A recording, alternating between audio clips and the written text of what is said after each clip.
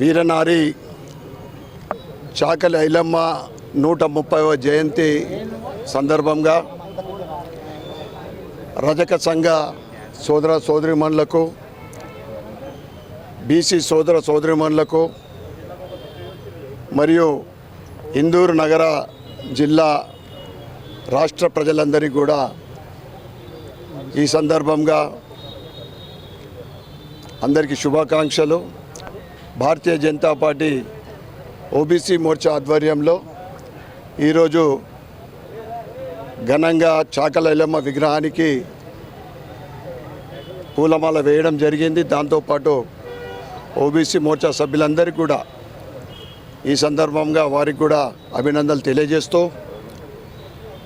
ఏదైతే నిజాం నిరంకుశ పాలనలో భూస్వాములు, పెత్తందారుల అణగారిన వర్గాలకు వారు అణగతొక్కుతూ ఏదైతే అరాజకాలు చేసిరో దానికి భూమి కోసం, భుక్తి కోసం, మా భూమి మా కోసం అని తిరగబడ్డ నిజాం నిరంకుశ పాలనకు తిరగబడ్డ వీరనారి చాకలి ఐలమ్మ. రాణి రుద్రమాదేవి స్ఫూర్తిగా ఓరుగల్లు ముద్దుబిడ్డ చాకలి ఐలమ్మ తను పండించిన పంటని అప్పటి నిరంకుశ నిజాం ప్రభువుల తొత్తులు ఫోర్స్గా తీసుకెళ్తుంటే దానికి తిరగబడి పోరాడి తన పండించిన పంట తనకే దక్కాలి అని పోరాడి విజయం సాధించి సాయుధ పోరాటానికి నాంది పలికిన మహిళ చాకలి ఐలమ్మ. ఈరోజు ఆమెను స్ఫూర్తిగా తీసుకొని మహిళామణులు అందరూ కూడా భవిష్యత్తులో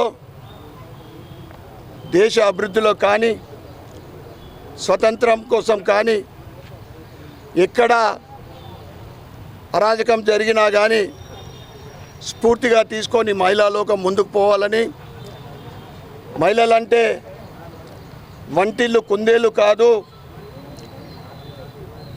నారీ శక్తి, మహిళా శక్తి అని ఇప్పటి భారతీయ జనతా పార్టీ ప్రభుత్వము, ప్రధాని నరేంద్ర మోడీ గారు మహిళా లోకానికి 33% చట్టసభలు ఇచ్చిన ఘనత నరేంద్ర మోడీకి దక్కుతుంది. దాంతోపాటు